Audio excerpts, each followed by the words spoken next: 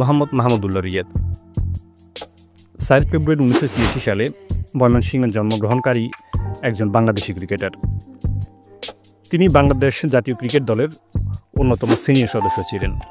Riyad allrounder, কার্যকরী middle order batter এবং occasional off spin bowler হিসেবে দলে খেলেছেন।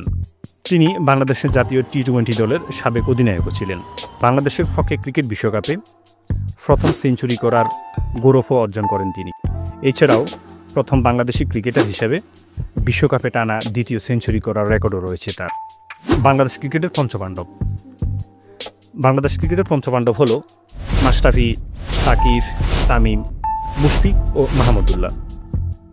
এই সময় পঞ্চপাণ্ডবের ক্যারিয়ারও সেরা হওয়ার সময় ছিল ভীষণ রঙিন।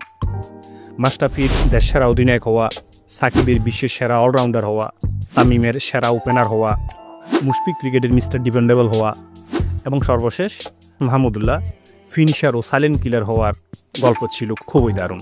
আর বাংলাদেশ ক্রিকেটের পঞ্চপাণ্ডবের শেষ জনের অবসরের মধ্যে শেষ হলো এই সুন্দর এক অধ্যায়ের মাহমুদুল্লাহর ব্যক্তিগত জীবন। 25 জুন 2011 তারিখে মাহমুদুল্লাহ জান্নাতুল কাউসার মিষ্টিকে বিয়ে করেন। 2012 3 জুন তিনি পুত্র সন্তানের পিতা হন।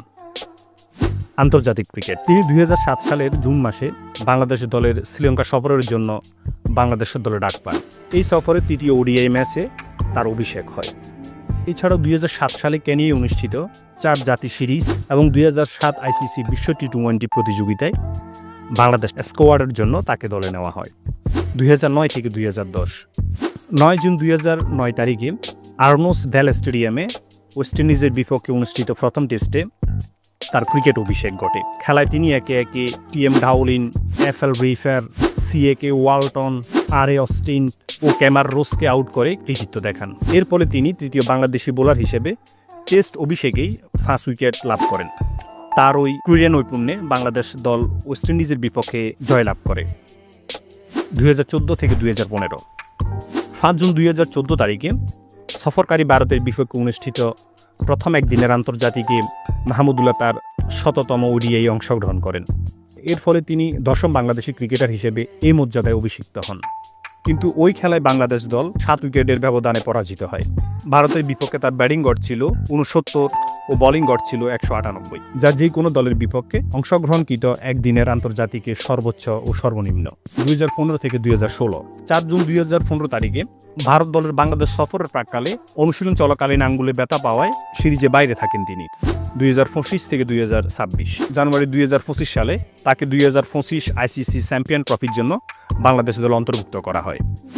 2015 ক্রিকেট বিশ্বকাপ। 2015 সালে ক্রিকেট বিশ্বকাপ প্রতিযোগিতায় অংশগ্রহণের লক্ষ্যে 4 জুন 2015 তারিখে বিসিবি কর্তৃক বাংলাদেশ দলের 15 সদস্যের চূড়ান্ত তালিকা প্রকাশ করে। এতে তিনিও দলের অন্যতম সদস্য মনোনীত হন। 5 জুন 2015 তারিখে স্কটল্যান্ডের বিপক্ষে চতুর্থ পর্বের চতুর্থ খেলায় তামিম ইকবালের সাথে 139 রানের জুটি গড়েন। পরবর্তীতে সাকিব, মুশফিকের অনন্য নৈপুণ্যে ওই খেলায় বাংলাদেশ দলে বিশাল রান তাড়া করে 6 উইকেটের কৃতিত্বপূর্ণ জয়লাভ করে। এর ফলে বাংলাদেশ সফলভাবে একদিনের আন্তর্জাতিকে সর্বোচ্চ রান তাড়া করে বিজয়ী হয়।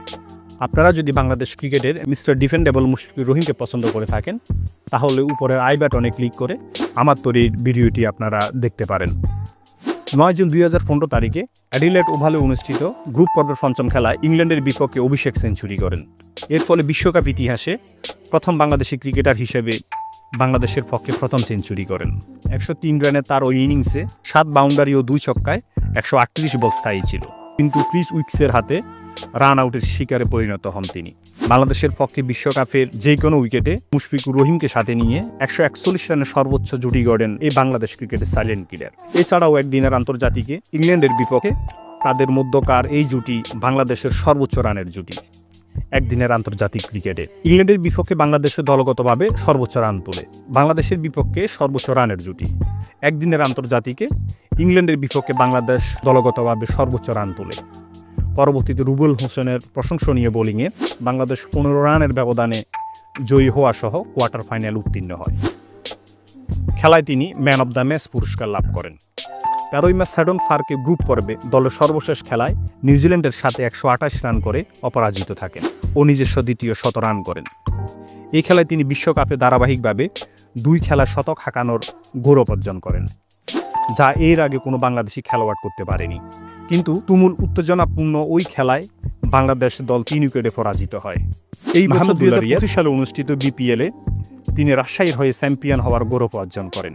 সব খেলায় তিনি তার অসাধারণ বাংলাদেশ বিপিএল আসরেও তিনি বিভিন্ন দলের এবং বাংলাদেশকে যাতে তিনি তার অসাধারণ নৈপুণ্য প্রদর্শনের পাশাপাশি সাফল্য পেয়েছেন।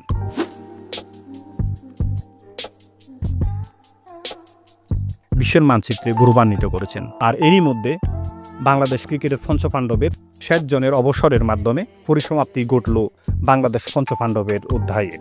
আপনি ভালো থাকবেন মাহমুদুল্লাহ রিয়াদ। বাংলাদেশ ক্রিকেট যতদিন বাঁচবে ততদিন আপনাকে স্মরণ করে থাকবে।